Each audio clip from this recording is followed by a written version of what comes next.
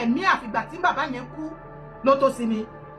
tó wá ń jọba lórí OPC tó sọ di ti ẹnìkan. ẹ̀yin tẹ́ ẹ mọ̀ nípa history àárín bàbá Fasehun late Fasehun tó dá OPC sílẹ̀ àti Ganiyu Ige Adams.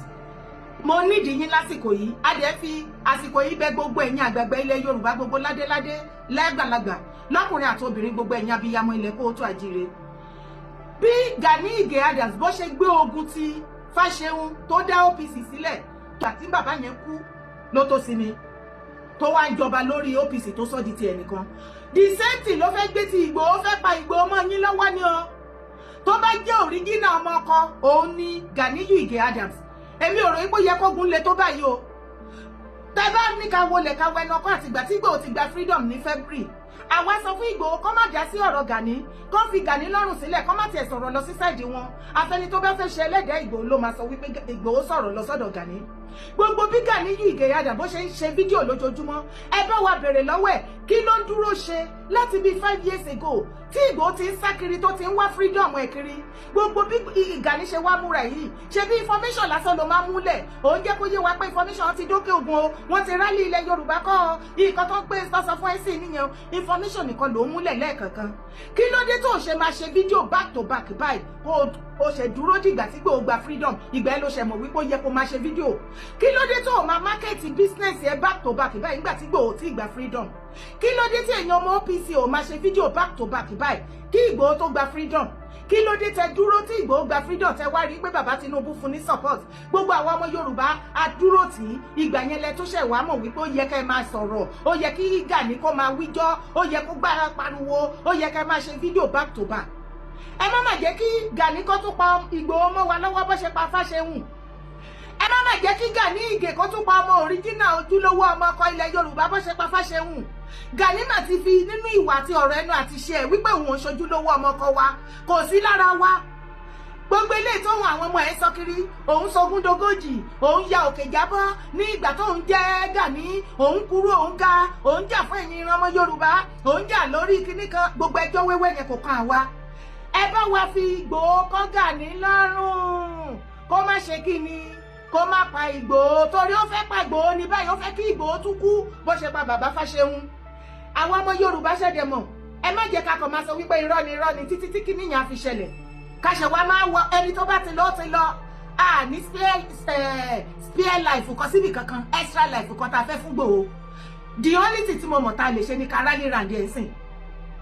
gbogbo ẹ̀yin àgbààgbà ẹ bá wa pé ìjókòó emergency o tẹ́ ẹ bá wa pé Gani sábẹ́ bí nǹkan tí gbogbo àwọn ojúlówó ọmọkọ Yorùbá bó tó mọ̀nà bros ta béèrè tó rán mi sí yín lélẹ̀ wọ́n ní ká invite Gani kó fi Ìgbòho lọ́rùn sílẹ̀ kó má pa bó ṣe pa Fasehun má pa Ìgbòho bó ṣe pa Fasehun ò dẹ̀ lè rí pa. iṣẹ́ tí ò nílẹ̀ rán Ìgbòho ni Ìgbòho ń ṣe nǹkan tó yẹ kí Ìgbòho ṣe òun ló ń ṣe ìrìn tó yẹ kó rìn ìgbésẹ̀ tó yẹ kó gbé òun lájọ rí tó ń gbé. kò dẹ̀ sí irú fídíò tó máa ṣe Gani àti àwọn ọmọ OPC kò sí irú èpè tẹ́ máa ṣe fún Ìgbòho tí Ìgbòho máa dá yín lóhùn àwa ti sọ fún Ìgbòho wọn ò gbúdọ̀ dá yín lóhùn wọn ò dẹ̀ ní dá yín lóhùn. títí tẹ́ ṣe dígì grave ara yín tẹ́ ṣe para yín because gbogbo àgbáyé ti wá mọ̀ pé ayé yín ti jóná ẹ ti wà frustrated. Gani ti fẹ́ kú ẹ̀mí Gani ti fẹ́ pin adẹ̀ ti gbọ́nú ìròyìn wọ́n ní àwọn tó bá jẹ Ààrẹ Ọ̀nà Kakanfò wọ́n ń láàsì tó bẹ́ ò ṣe láàsì yìí wọ́n ní kí wọ́n fúnra lára ẹ̀ kó lọ sígbáwò Gani ó ní o sígbáwò kì í ṣe Ìgbòho ló máa fi rọrí Ìgbòho kọ́ ló máa fi rọrí torí Ìgbòho sọ fún ẹ pé òun fẹ́ lọ jẹ Ààrẹ Ọ̀nà Kakanfò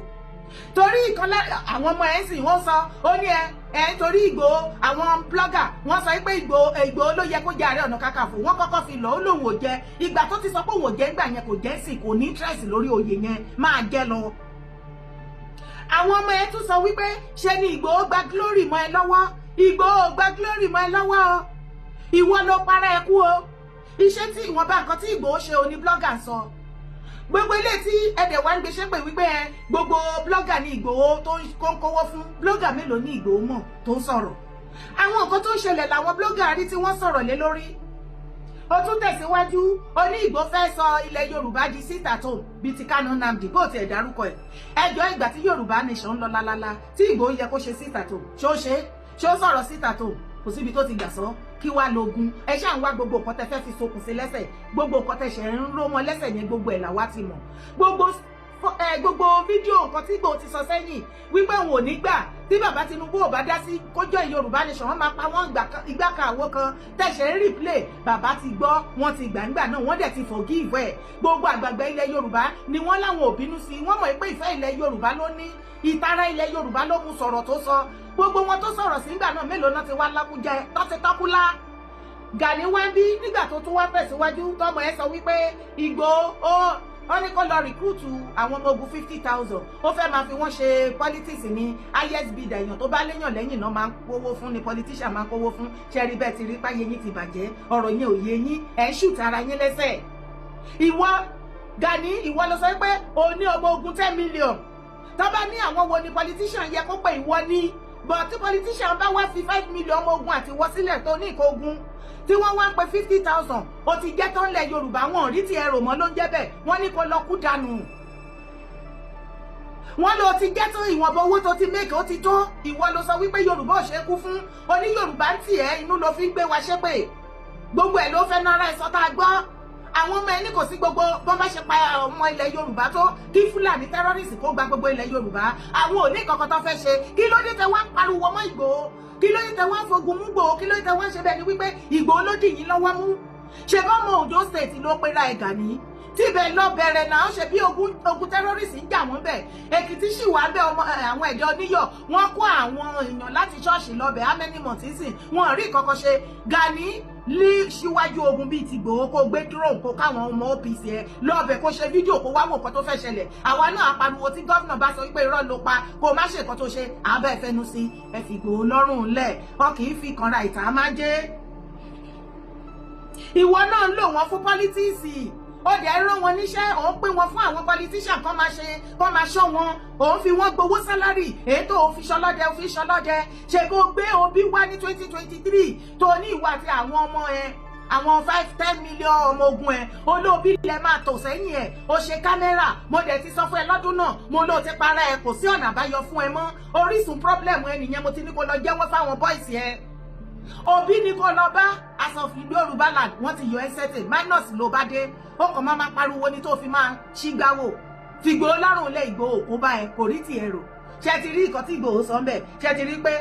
ọmọ kan yàtọ̀ sọ́màlì kò jù bẹ́ẹ̀ lọ orúkọ tèmi ò yí padà Yèyé Dárákọ owó èkókókó ni mò ń jẹ́ ẹ má bínú o pẹ̀lú dírẹ́sì o mi ò ṣe àyálẹ̀ o ẹ má bínú o about 1,000 people ló ti kú lórí ọ̀rọ̀ yìí tì í ní France ní Spain more than 200 people ní Germany báyìí àwọn ọlọ́pàá wa ṣe ni wọ́n da omi ní everywhere ní gbogbo city báyìí non cool everybody off gbogbo bó ṣe lọ ìtì ẹ ti pọ̀ jù. ẹ̀yin ọmọ OPC ti ọ̀dọ̀ Gani faction ẹ̀yin ni mo dẹ̀ bá lọ́rọ̀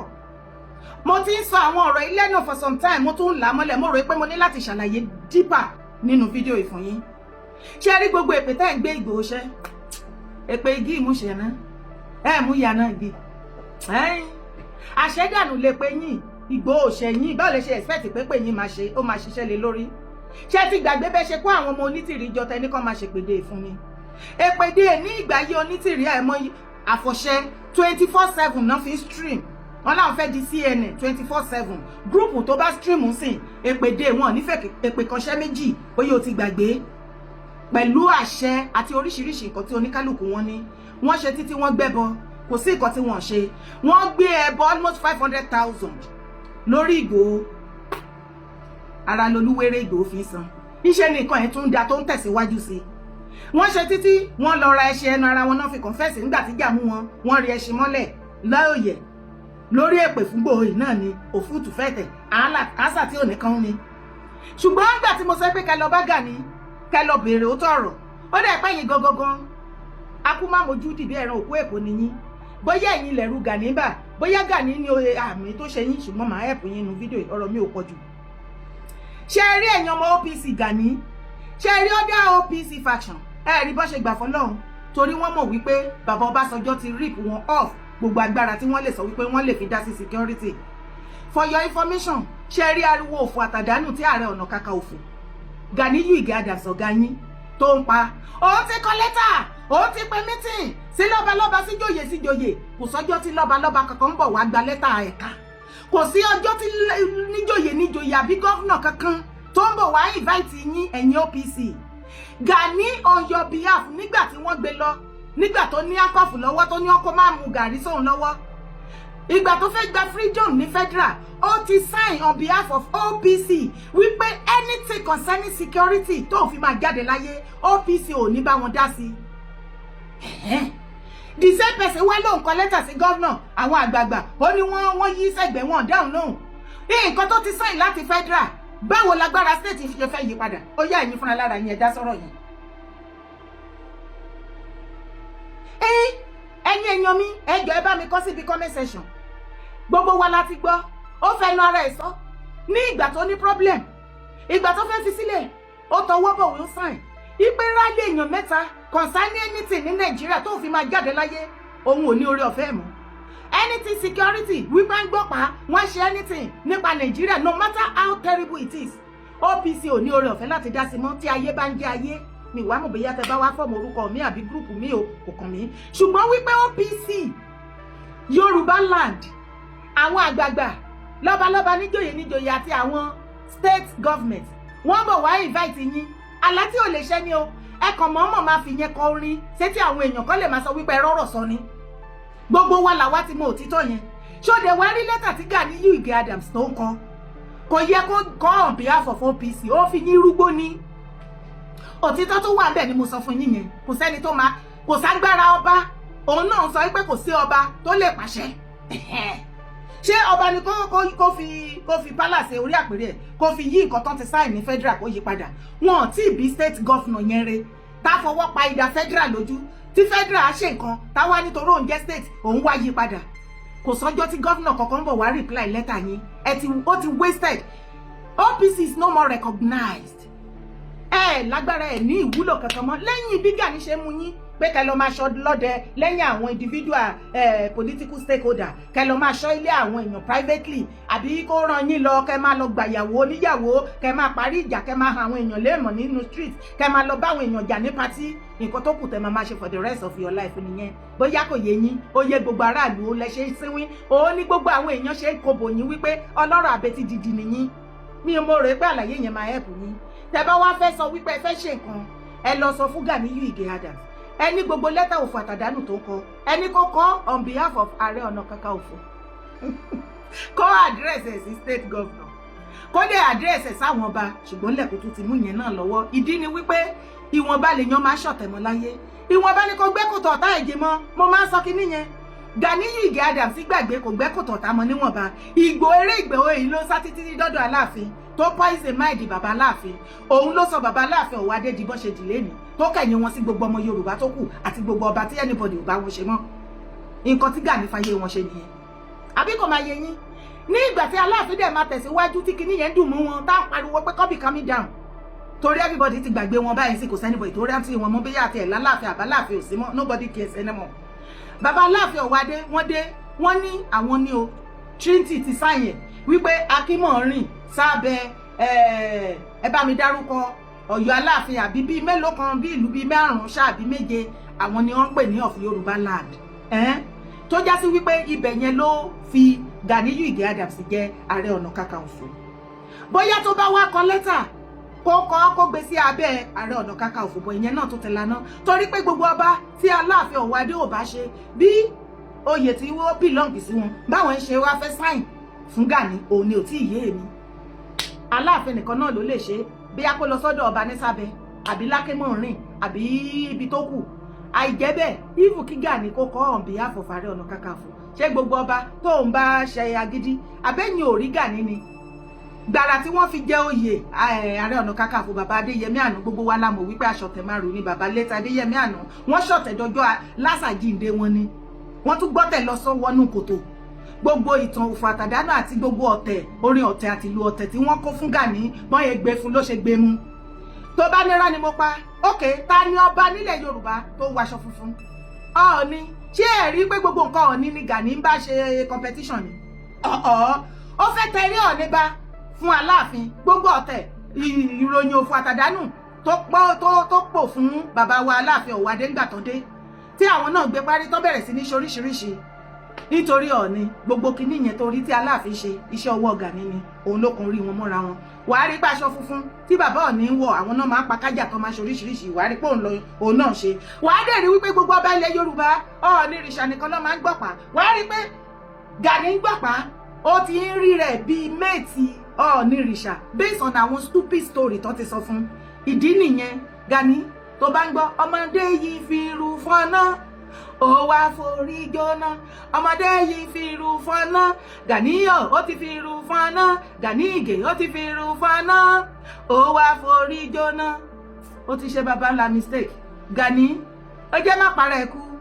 tí ó tún ti gbọ́ nǹkan tó tún kún tó ti Ìgbòho lẹ́nu ọjọ́ mẹ́ta yìí oore kàǹkà kan ṣẹlẹ̀ sínú Ìgbòho àti ìwù síta torí tó bá gbọ́ ó lè mọ́jọ́ kejì wá ti kú pin orúkọ tèmi ò yí padà Yèyé Dára Kowé ni mo jẹ́ má gbàgbé láti bá mi share ètò yìí má sì gbàgbé láti bá mi comment. God bless you. Greatest Yoruba race. Great.